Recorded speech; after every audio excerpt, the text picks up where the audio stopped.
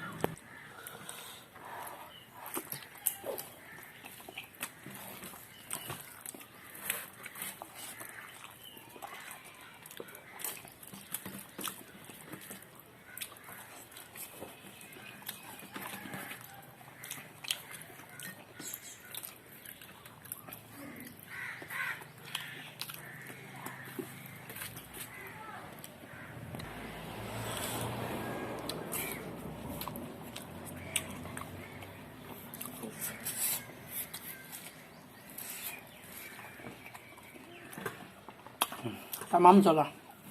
खाइए